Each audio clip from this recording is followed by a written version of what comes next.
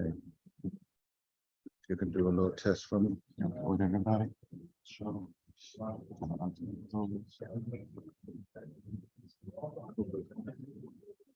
No, that's fine.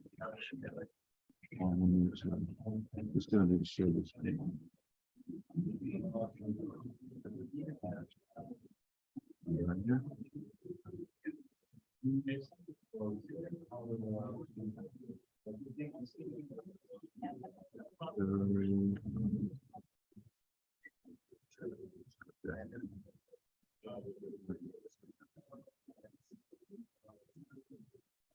I guess right now.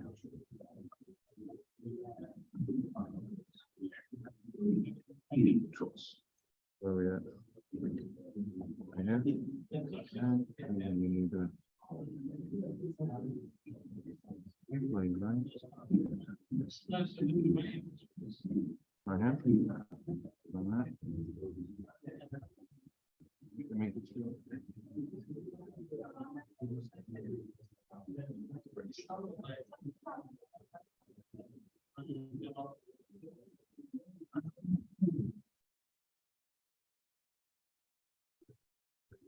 Good.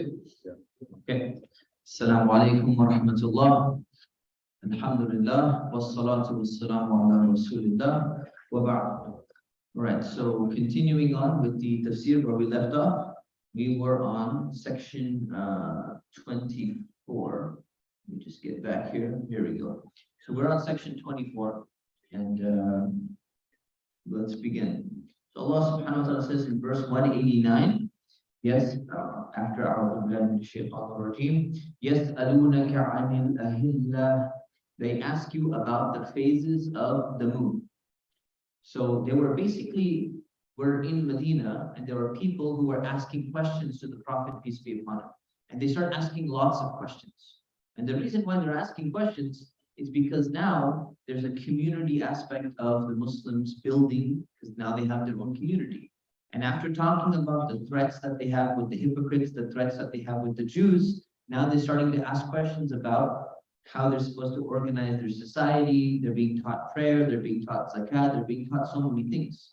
So one of the things that happens is, we're going to see this coming up, is that they're asking questions to the Messenger of Allah about things, and Allah is putting their questions in the Qur'an and giving a response in the Qur'an.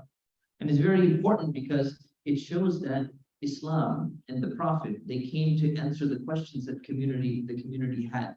So Islam encourages questions. And by answering and saying, you know what, they're asking you this question, give them this answer, it shows that Islam is actually encouraging this type of questioning. So here, the first question that it talks about is asking about the moon. They're saying, what about the moon? The moon phases. Al-ahilla means the crescent moons. The word hilal from ahilla. So he said, yes, ahilla. They ask you, the Prophet, they're asking you about, like, what's the purpose of the phases of the moon? Like, does it have any significance? Is it something special? Is it something supernatural? Is there some sorcery connected with it? How should we understand why Allah made these phases of the moon? And the answer, قُلْ هِيَ مَوَاقِيتُ لِلنَّاسِ وَالْحَجِّ. Say they are a means for people to determine time and the Hajj, pilgrimage. So the answer that the Prophet is supposed to give, and Allah is telling him to give the answer, is that they serve two main purposes, and only two purposes. Number one, to tell time. And number two, the time is going to help you determine the religious events, like the Hajj. And the Hajj is a very, very important part of Islam. And we're going to see a lot of rules about Hajj coming up right now. So it's directly connected with the idea of don't believe in superstitions when it comes to the crescent moon. And Hajj is a very important thing, and you're going to determine Hajj based upon the lunar calendar, based upon the moon. Now in Islam, we not only determine things we not only use the lunar calendar to figure out when Hajj is, we also use it for Ramadan. We also use it for zakat. If you use the solar calendar to pay your zakat, you're paying your zakat 11 days late every single year. There's 354 days in a lunar year. There's 365 days in a solar year. You also use it to calculate the amount of months, let's say, for example, in divorce. If a woman is divorced her iddah, her waiting period before she gets remarried is how long? Does anybody know? 3, 4, what? 4 months? No. Huh? 6 months? No. This is why the Essentials of Islam class started on Monday. We're going to get there soon. It's 3 menstrual periods. And if she doesn't have menstrual periods, then it's going to be 3 months. So what kind of months are those? The 3 lunar months. So it's important to understand these type of things. So these religious things are connected to a lunar calendar, which is based on the hilal or the ahilda, the crescent moons. And then Allah says, وَلَيْسَ الْبِرُّ بِأَن تَأْتُوا الْبُيُوتَ مِنْ ظُهُورِهَا وَلَكِنَّ الْبِرَّ مَنِ اتَّقَى. It is not virtuous to enter your houses from the back doors. Where's my close parentheses? وَلَكِنَّ الْبِرَّ مَنِ اتَّقَى. Rather, virtue is to be pious. Now, if you just read this verse, only the translation, without any commentary, you'd be confused. You say, wait a minute, why would anyone want to enter their house through the back door? Like, who goes into their home and they jump over the fence and they enter through the back door? Nobody does that. But there's a context here, and it's important. So Allah is saying it's not piety, it's not virtuous to enter your house through the back door. So who was entering their house through the back door? We have to go through historical sources and understand. The people of Makkah, they superstitiously thought that when you start your Hajj, you get into your ihram, your special clothing, and you've made your intention, you cannot go back into your home because you're just not allowed to. You started your Hajj. So if you need to get into your home, they said, well, what if we forgot something in our home? We got to get inside. What should we do?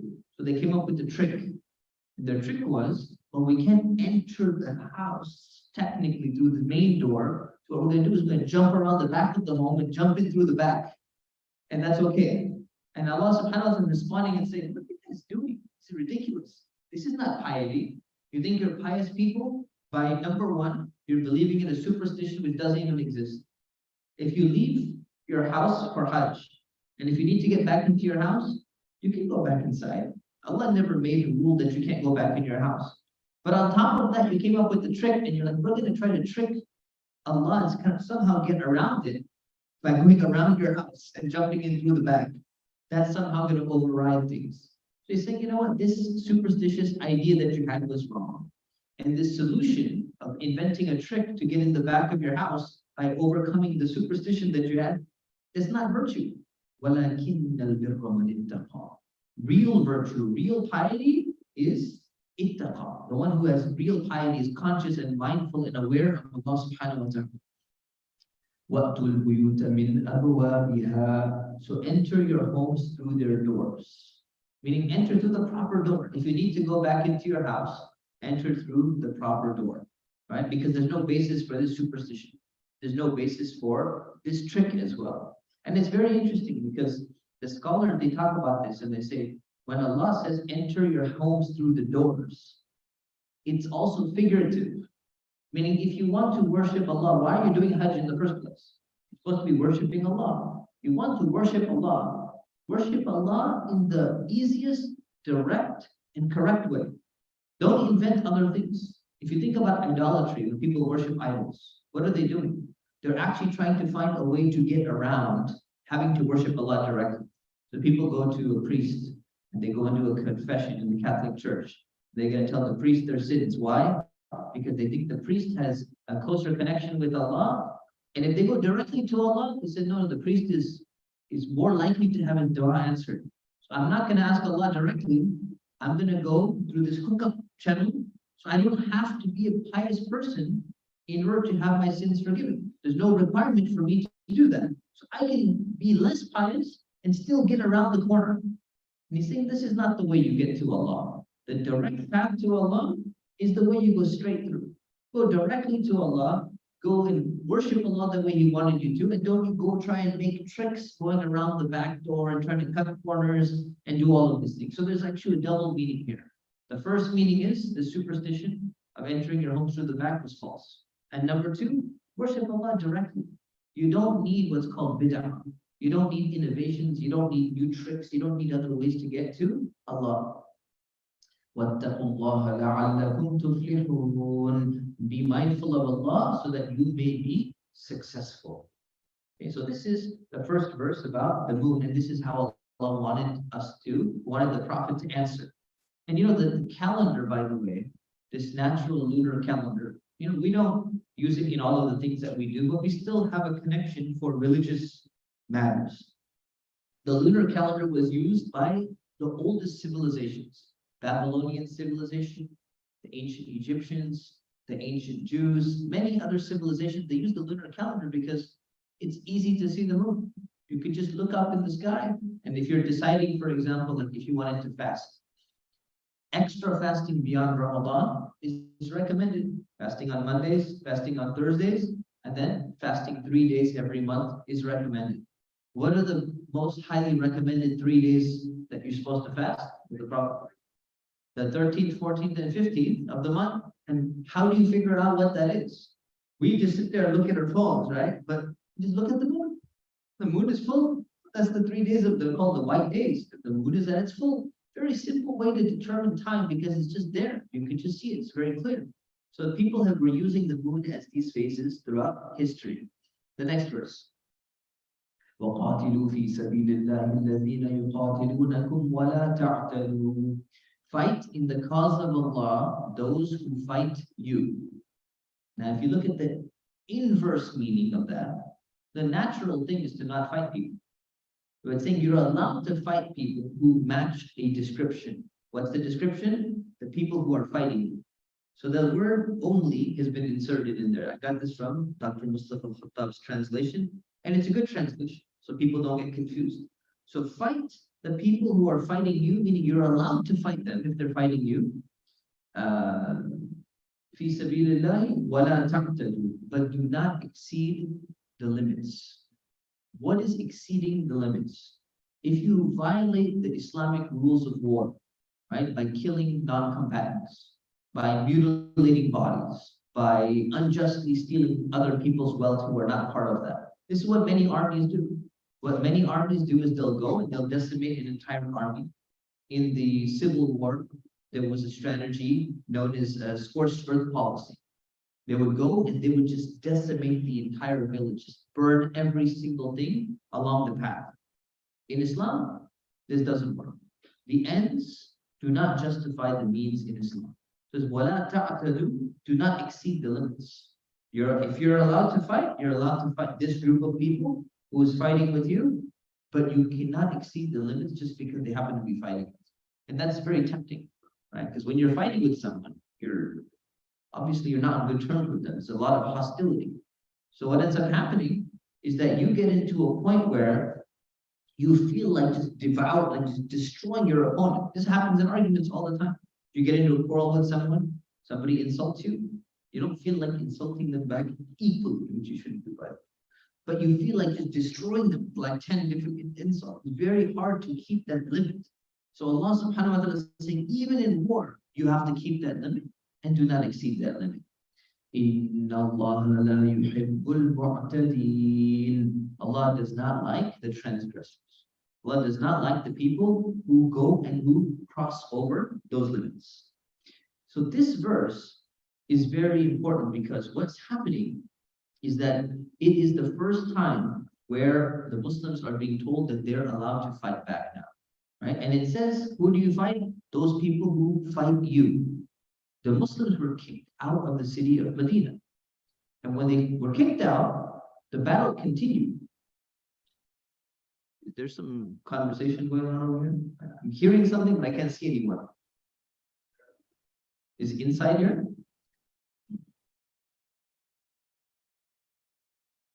Did you do Quran class here? MashaAllah. All right. Okay. So this is the first time that they're allowed to fight back. What you have to understand is when the Muslims were kicked out of Mecca, they were not just like free in Medina. There was a cold war that was taking place between the Quraysh and between the Muslims. They were in a state like the US and the Soviet Union were in the Cold War for so many decades. They were fighting proxy wars, but they were not directly attacking each other. They're spying on each other, they're doing all sorts of other things. The Muslims were in that state. So they were in a state of war, but it was not a hot war yet. So until that time, for 13 years in Mecca, the Muslims were not allowed to retaliate. They were not allowed to fight back. So only this time is the first time they're being told, you know what, you've been attacked, you've been persecuted, you've been this, you've been that. Now you're allowed to fight back. So there's a switch that happened. The switch went from Hajj and it went to fighting in the path. And there's a direct connection. Because what's happening is now the Muslims, they're supposed to be performing Hajj. And once they've been kicked out of Mecca, do you think while in Medina at this point in time, in the beginning phases of Medina, are they allowed to go and perform Hajj? They're banned. They're not allowed to perform Hajj. So there's a direct connection between number one, fighting to defend themselves, and number two, fighting for their right to remove this oppression of not being able to perform Hajj when they're supposed to be visiting Mecca. It's part of their religion. And it's part of everyone else is allowed to make Hajj. Muslims will not be able to do so. So this is a problem, and it's going to be addressed again in a little bit. Now, this also is a response to people who believe in 100% pacifism, where they say war is not justified under any circumstances whatsoever. Well, in Islam, war is justified under certain circumstances, right? So it's not justified for gathering spoils of war. It's not justified for courage. You can't fight for courage. You can't fight for national expansion. That's not an intrinsic justification. But sometimes it's needed, and when there is no way to remove persecution or oppression, then this is the only avenue. Then this avenue can be justified if you do not exceed the limits of war. And that's very important because Islam can put certain limits of war that people historically have not followed through on, and till today, people do not follow through on those things. People define it, but they don't really follow through much on it. The next verse. وَقَتُلُوهُمْ حَيْثُ ثَقِفْتُمُوهُمْ وَأَخْرِجُوهُمْ مِنْ حَيْثُ أَخْرَجُوكُمْ. Kill them wherever you encounter them. This is referring to during the war, because it's talking about when you're in a state of war, what's going to happen? If you encounter them, you're allowed to kill them and drive them out from where they drove you out. So it's referring to a specific group of people who kicked the Muslims out from Mecca and from other places. And it's saying you have a right to come back and get back those particular areas because you were persecuted in those places. So it's giving the green light for that. وَالْفِتْنَةُ أَشَدُّ مِنَ الْقَتْلِ. Corruption is far worse than killing. So I translated the word fitna as corruption here. It can mean evil doing, wrongdoing, any type of bad actions. And this is a principle that Islam sets. It's saying bad behavior, persecution, oppression, all of these bad things that you're doing, in some cases, it is worse than killing. Why is it worse than killing? What was the Quraysh doing? They were engaging in treachery. They were persecuting the Muslims. There was aggression against the Muslims. And what happens is, if you look at the overall harm that's resulting from that, compared to the overall harm that's resulting from the people who fight back to stop oppression, you were to weigh the two, you'd find that the fitna in a circumstance like this outweighs the response coming back from the Muslims. So it's saying that, look, this is the general principle. You know, fighting and taking somebody's life is a very, very serious thing, no doubt. But it's responding and saying, but look, why it's happening. It's happening because what you're doing is even worse than that. The net effect of that entire thing is way worse than what you're doing. وَلَا تُقَاتِلُوهُمْ عِنْدَ الْمَسْجِدِ الْحَرَامِ حَتَّى يُقَاتِلُوكُمْ فِيهِ. Do not fight them at the sacred mosque, meaning in Mecca, unless they attack you there. So it's still, even despite all of this, it's saying that there's sanctity of Mecca. Right? So do not try to maintain the sanctity of the city of Mecca, even though you're not allowed in there, even though you got kicked out of there. There's certain limits. And among the limits of warfare, among the limits of war is to keep Mecca a sacred place. It needs to remain that way. فَإِن قَاتَلُوكُمْ فَقَتُلُوهُمْ. But if they do so, meaning if they fight you, then you can fight them. So meaning that, you know what, Mecca is sacred. We're not going to violate the sanctity of Makkah, but the Muslims are not here to be pushed around. Do not allow yourself to be taken advantage of, because what's going to happen is that Muslims are no, we don't attack people, and this is a special place. Somebody takes advantage of it, and then what do? You'll be known that hey, you can take advantage of the Muslims anytime. What's the best time to attack a Muslim army? In Ramadan, they're all fasting, right? They're all going to be weak, they can't fight. So what happened? Allah subhanahu wa ta'ala said, if you're in the month of Ramadan and if you're sick or you're on a journey, or if you're in battle, the Muslims sometimes would, if it's a really, really tough battle, they would be instructed not to fast. Even when you're a journey, when you're on a journey, when you're in a battle, you're probably not at home. You're journeying somewhere, you don't have to fast. And if it's going to weaken you so much, you shouldn't fast. So Muslims don't allow themselves to get taken advantage of. Otherwise, they'll be, even when it comes to prayer, one of the things that you learn is that there's a battle prayer. There's a prayer in war. And what you do is you form two lines. You split the army in two lines. One line is going to be watching, facing the enemy, and one line is going to be behind, performing the salah. And then they're going to switch from one rak'ah to the next rak'ah. Why? Because Muslims are not supposed to be taken advantage of. Otherwise, the best time to attack a Muslim army would be when they're in the middle of prayer, right? Zuhr prayer, they're all engaged in salah, they're worshipping Allah. Attack them, shoot arrows at them, do everything. Islam did not say, yeah, you're supposed to be weak and get taken advantage of. No. So Allah subhanahu wa ta'ala put this clause in here. Meaning at Makkah. If they attack you there, you're allowed to fight them back because they cannot take advantage of you. كَذَلِكَ جَزَاءُ الْكَافِرِينَ. That is the reward of the disbelievers if they try to do something like that to you. And then he says, فَإِنْ انْتَهُوا فَإِنَّ اللَّهَ غَفُورٌ رَحِيمٌ. If they stop, then surely Allah is forgiving and merciful. Meaning if they stop, not just if they stop fighting, if they stop and they change their ways, everything that they've done, Allah is forgiving and merciful. So if they're willing to change and they're willing to, stop this fighting that's going on, you do not look back and say, no, you've done so many things. We're going to get you. We're going to make sure we punish you. No. There's always a chance and a room for forgiveness, for cooperation, for moving on if someone is regretful for what they've done. Even if imagine, people were taking the lives of Muslims, they're killing Muslims. But if they change, you don't look back at the past. If they seem to be genuine, you move on. Forget about whatever happened. It's a different phase. You close that chapter and you move on. The mercy of Islam. وَقَاتِلُوهُمْ حَتَّى لَا تَكُونَ فِتْنَةٌ وَيَكُونَ الدِّينُ لِلَّهِ. Fight them until there is no more corruption and your obedience is for Allah. Now this passage has been mistranslated, by people and misinterpreted in many different ways.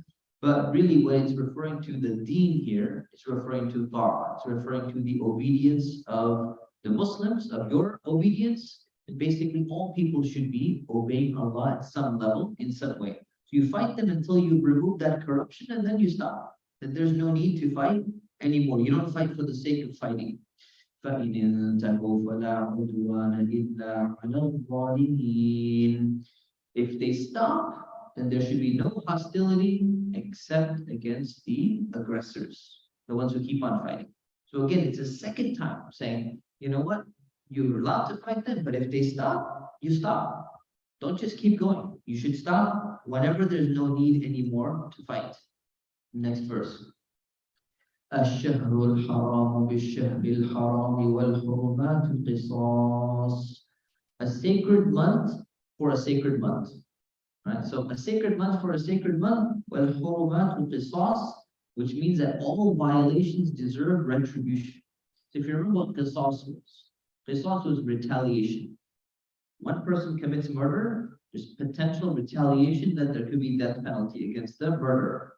So what's happening in this case?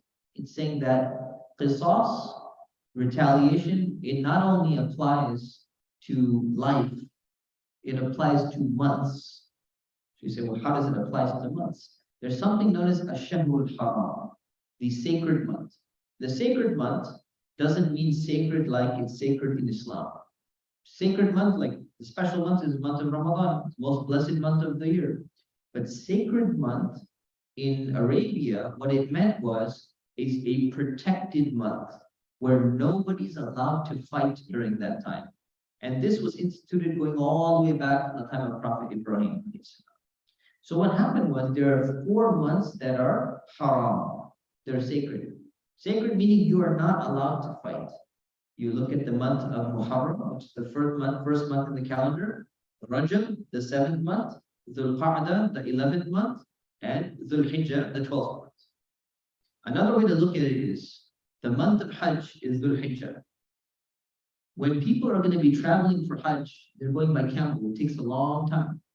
So you got the month of Hajj. People need to make it safely for Hajj without being attacked. So there needs to be a month where you can travel through the desert and you can safely reach Makkah, and you know that you're not going to, have to worry about, being attacked or something like that. So you say, well, it takes a long time to get there sometimes. So you go Hajj 1 month before and 1 month after, because your return journey coming back from Hajj, you can go back in safety. So the 3 months Hajj and the 2 months surrounding it, months of peace, no fighting is allowed, so people can safely perform their Hajj. And they say, okay, well, that's during one season. But then they have caravan journeys that take place in the winter and in the summer. So they need another time where they can actually do business and other stuff like that too. And it should be far away from the same season because the different supplies and goods that come out. So let's do something half a year later. And half a year later ends up becoming the 7th month, which is Rajab. So this made 4 months or 2 times of the year where no fighting is allowed. And everyone agreed to this and said, this is what we're going to institute. But now, how does this relate to the Muslims? So what happened was that during this time, the Muslims were about to be attacked during one of the sacred months. And then if they were going to retaliate back, it would have to be, you miss your opportunity if you don't fight back. So it would have to be during one of the sacred months. So Allah is saying, if somebody goes and attacks you during the sacred month, you're allowed to retaliate the violation of a sacred month for another sacred month. So if you come along and someone says, oh, you're not allowed, remember, people taking advantage of Muslims, right? You're not allowed to attack me. It's a special month. You believe in it too. It's in your Qur'an. You say, oh, let's go and attack the Muslim during the sacred month. And then guess what? They can't attack us during this time. We have 1 whole month to run back to safety. And we can protect ourselves. So they can never fight us properly. But the people, they don't violate, they don't keep their own promises. So Allah says, you know what? If someone is going to attack you and break the rule of the sacred month, this protected month, then you're allowed to retaliate by violating it in the same way that they did so, but not more than that, right? So that you don't get taken advantage of. فَمَنْ اعْتَدَى عَلَيْكُمْ فَاعْتَدُوا عَلَيْهِ بِمِثْلِ مَا اعْتَدَى عَلَيْكُمْ. So if anyone attacks you, retaliate in the same manner, meaning in the same way in which they retaliated against you. So they aggressed against you. So you're allowed to fight them back in the same way that they have fought you in terms of the violation of the month and when they had attacked you during that time. وَاتَّقُوا اللَّهَ وَاعْلَمُوا أَنَّ اللَّهَ مَعَ الْمُتَّقِينَ. Be mindful of Allah and know that Allah is with those who are mindful and those who are pious. So this is the verse about Hajj connected with warfare. And then Allah says, وَأَنْفِقُوا فِي سَبِيلِ اللَّهِ وَلَا تُلْقُوا بِأَيْدِيكُمْ إِلَى التَّهْلُكَةِ. Spend in the cause of Allah and do not let your hands throw you into destruction. So spending in the cause of Allah, meaning give money for something that Allah likes. Usually when we say that, we mean give in charity. Give to the people who are poor, give to people who are in need. But then it says, do not let your hands throw you into destruction. So spending in the path of Allah is not only sadaqah, and it's not only charity. Spending in the path of Allah also applies to the category of defense and warfare. So what happens is if you don't spend, at this time the Muslim army, they're being attacked, they're talking about warfare, they're talking about rules of war. If they're going to get into a fight with a powerful tribe like Quraysh, they need weapons, they need swords, they need arrows, they need horses, they need equipment. So if the Muslim community, the people who have money, if they're going to be cheap, And they're gonna be like, no, no, we want to keep our money. Let's just use the few swords that we have, whatever. It's gonna be very difficult to fight that battle. So it's saying spend in the path of Allah. The previous verse is directly about warfare. So the connection is spend in the path of Allah also when it comes to preparing the Muslim army. And if you don't do it, you're going to throw yourselves with your own hands because you didn't want to let go of your money. You're going to throw yourselves into destruction because people will attack you and you're not prepared and you're going to be decimated. You're going to be destroyed. So the Muslims are supposed to be prepared and they're supposed to spend. وَأَحْسِنُوا إِنَّ اللَّهَ يُحِبُّ الْمُحْسِنِينَ. Do good. Allah certainly loves those who do good. So do things with excellence. Do the best you can do. And Allah will reward you for those things that you do. Next verse is about Hajj. وَأَتِمُّوا الْحَجَّ وَالْعُمْرَةَ لِلَّهِ. Complete the pilgrimage, the Hajj, and the Umrah, which is the minor pilgrimage, for Allah. So complete the Hajj and the Umrah and do it for Allah. Right? So both of these are going to Makkah. Pilgrimage means a journey that you take to a distant region for some purpose. Where do you go? You go to Makkah. Why do you go? You go to worship Allah subhanahu wa ta'ala. فَإِنْ أُحْصِرْتُمْ فَمَا اسْتَيْسَرَ مِنَ الْهَدْيِ. If you are prevented, then whatever sacrificial animal you can afford. So again, this is a kind of a rare scenario. There's a lot of details here. But if you're traveling for Hajj and you're prevented from continuing, what you need to do is you need to offer a sacrificial animal like a goat or a sheep at Mecca that you're able to afford because you cannot complete the Hajj. But once you start the Hajj, imagine you're surrounded by an army or by bandits. And this used to happen. What do? You don't just be like, oh, Hajj cancelled. Once you're in the state of Ihram, once you're in the state of you've already on your journey and you've started your journey, you cannot just cancel it. There's a special procedure to cancel it. So one of the procedures, if you're stuck due to illness, due to enemy, due to whatever reason, you will go ahead and sacrifice an animal at Mecca as a compensation for you not being able to complete it. Even though you're not responsible in front of Allah, but there's still a way to get out of this, and then you're going to have to make it up some other time later. وَلَا تَحْلِقُوا رُؤُوسَكُمْ حَتَّى يَبْلُغَ الْهَدْيُ مَحِلَّهُ. Do not shave your heads until the sacrificial animal reaches its destination. So shaving your head is for the men. The women, they trim their hair. So the end part of end part of Hajj and Umrah, like the last thing you do to show that you've completed Hajj or Umrah, is that you shave your head, or you can trim your hair too. Shaving your head is recommended. So that is like the sign that it's been complete. But if you're stuck and you're stopped, and you say, well, okay, I'm not able to finish the Hajj, I'm not able to finish the Umrah, I'm going to send a sacrificial animal and it's going to be slaughtered at Makkah. It's saying, wait, don't rush. You're going to wait exactly where you are until the animal gets slaughtered, and then you can shave your head. Because this symbolizes either your Hajj is complete or you're released from you're released from the journey of Hajj and you're going to make it up some other time. So very specific detailed rules in the Qur'an about Hajj. Right? So when people say, you know what, sometimes Islam people ask too many detailed questions and why do we focus on all these details? Sometimes Allah goes into so much little detail about things because the details do matter. Now, He didn't do this all the time for everyone. Because if He did, the Quran would be 6,000 pages long instead of 600 pages long. And then the Imams at Tarawih, they would have to be going super fast, right? So it would be very difficult. But in some places, Allah gave very detailed rules. This is one of them. فَمَنْ كَانَ مِنْكُمْ مَرِيضًا أَوْ بِهِ أَذًى مِنْ رَأْسِهِ فَفِدْيَةٌ مِنْ صِيَامٍ أَوْ صَدَقَةٍ أَوْ نُسُكٍ.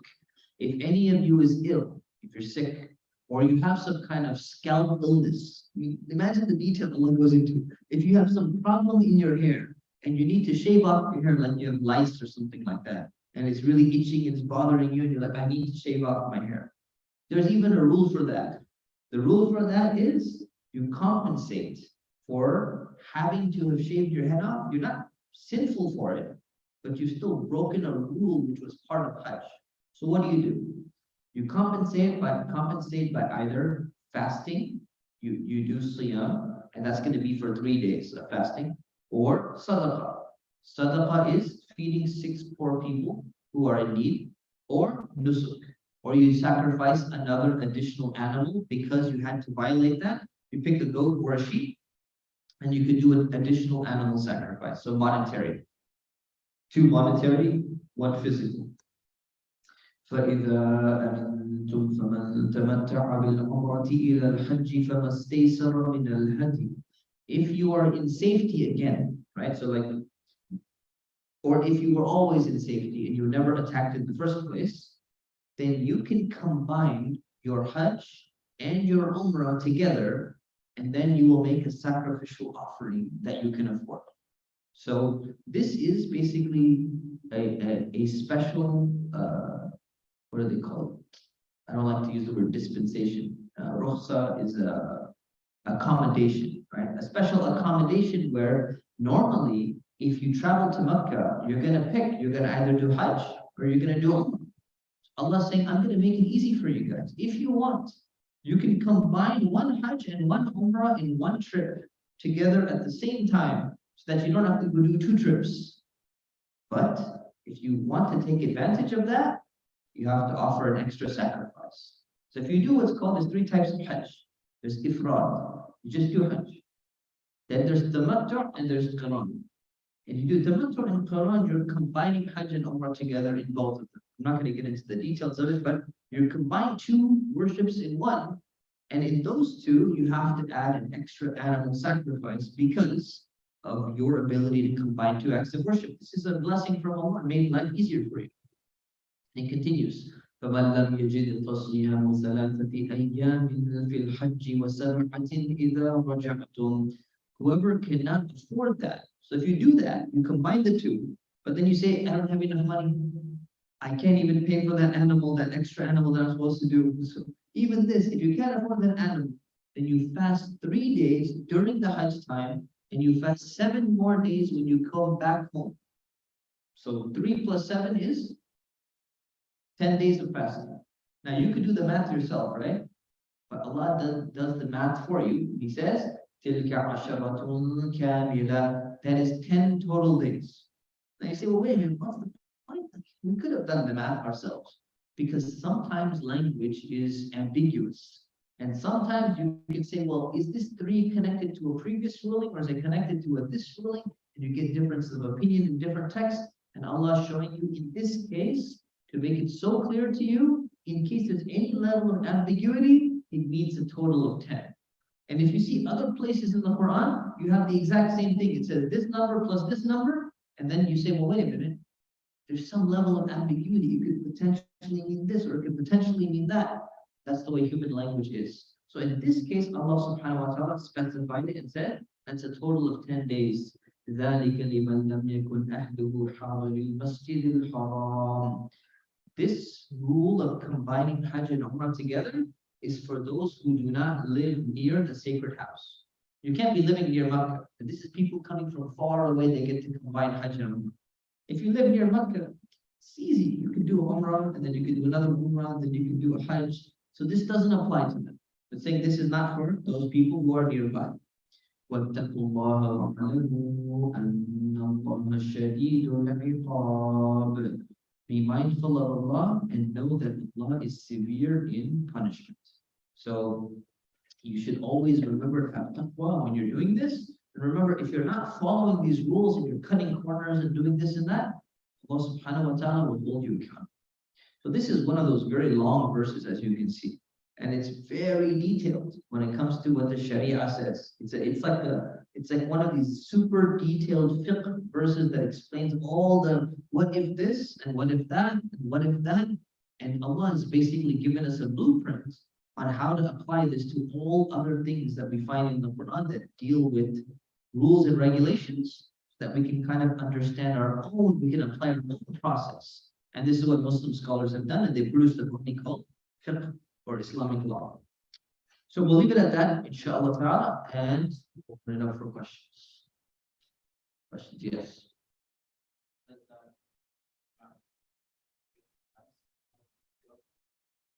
Oh, do you have to make up? Yes, in Ramadan, if you miss a fast, yes, you definitely have to make it. So the rule is, we're going to cover it next week. I think we covered it already, actually. So the rule is, if you have a permanent illness and you can never make up your fast and you feed a poor person, if you are going to recover from this situation, you must make up your fasts for Ramadan. So yes, you have to make them up because you're not going to be in war every year for the rest of your life. Hopefully not. So yes, you have to make it.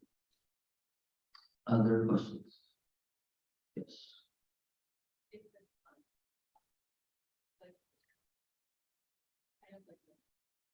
Or who enforced that? For instance, they're following it, everybody's following it, right? So who is the central of the body of Torah? So the 4 sacred months, like the Hajj and many of the rituals of the Hajj and the Kaaba, it all comes back down to the original religion of Prophet Ibrahim. So these were instituted from that time, and the pagan Arabs had kept some of those practices alive, and some of them they had modified them here and there. So Islam removed the modifications and kept the original ones. Yeah. About fighting, right? But if the Prophet Muhammad and like no Muslims in Mecca regarding the Haram, how do you? Yeah, so the question is, this verse is about fighting, and it talks about don't do it in Mecca, but it's saying that if you're kicked out of Mecca already, there's no Muslims in there, so what's the point? It's mentioning for future. It's Like so, like how do you leave it with pagans, like they do like attacking it? well, I don't understand. So if all the Muslims are gonna leave, nobody defending them. All the Muslims have already left, they were kicked out of Mecca and they're living in Medina. That's too hard to do that. Yeah, so the Quraysh control the city of Mecca. So yes, the Kaaba is unguarded directly, but the city of Mecca is guarded by Quraysh and their soldiers, and they have city walls.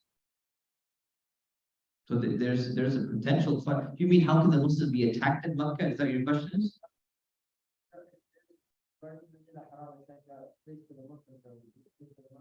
And well, like the thing is, destroy those.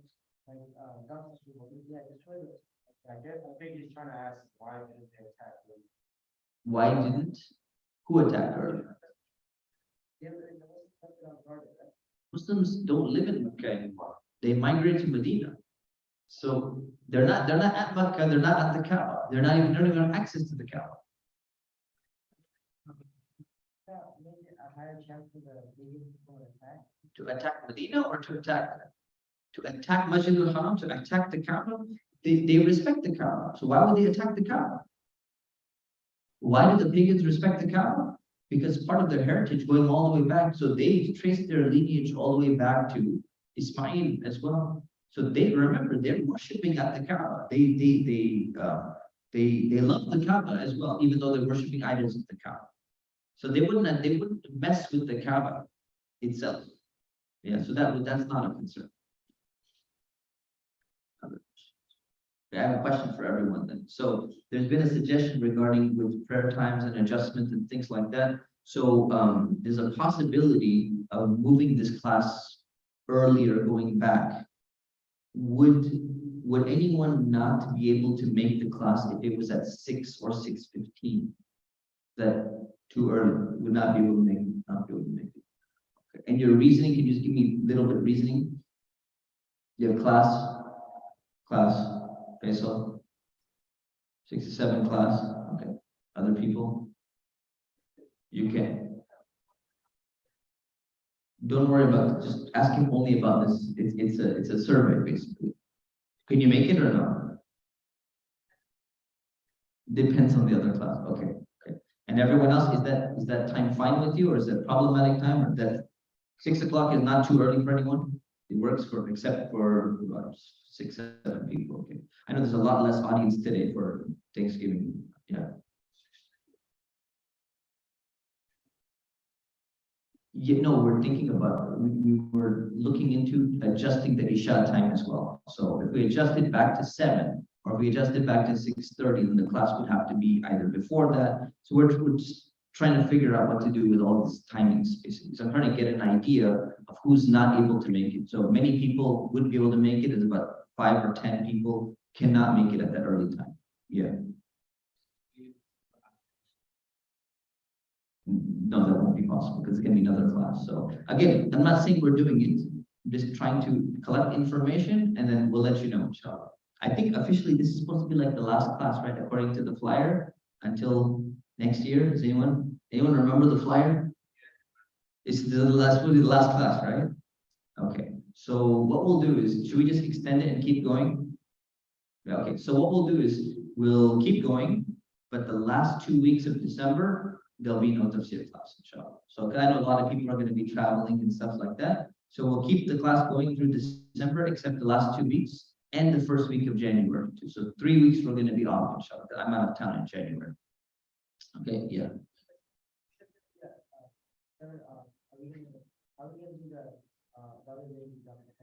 We don't know yet. I'm just trying to gather information and then I'm gonna try to process it. So I don't know at all. Just trying to get information out of everyone. I know half the people are missing from this class normally. I think there are a lot of people are out of town. Okay, inshallah. Okay. Anything else? Any other questions? Yeah.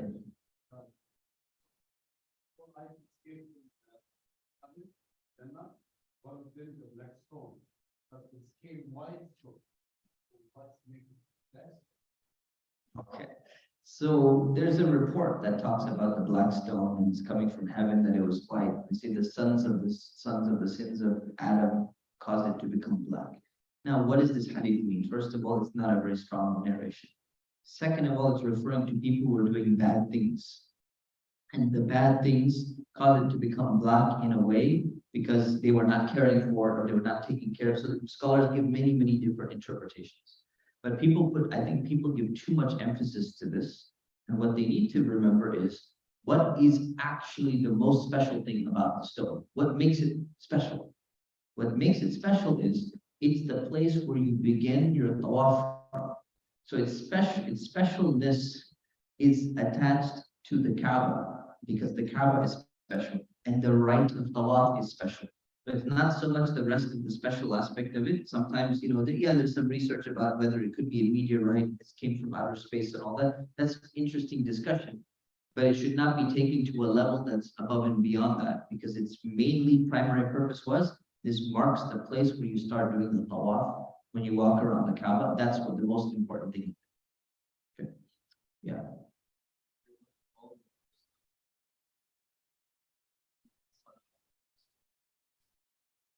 Before like the Qur'an, they like five, they do like five according to the one past all three. No, so that's a good question. So the question was, before the Quran was revealed, with all these rules about war and stuff, were they fighting during fasting and were they fighting during prayer and all of that stuff, right? So what did they do beforehand? And what's interesting is, war only was prescribed for the first time when all of these rules were already coming down simultaneously. So they didn't have to encounter that circumstance.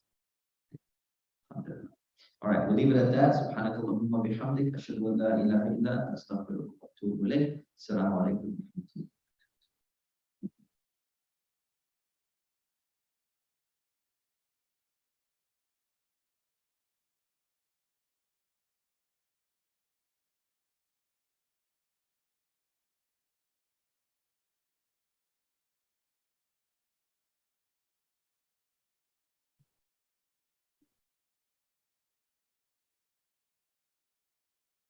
Walaikum assalam.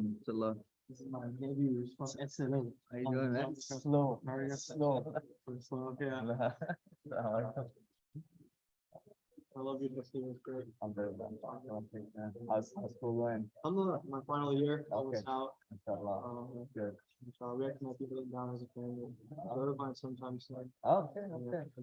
so Oh, nice. Welcome. I might be joining them. So, Ah, fantastic. Mashallah. It'd be nice to have you here. Good seeing you. Yes, ma'am. Assalamu Happy Thanksgiving. Yeah, like it too.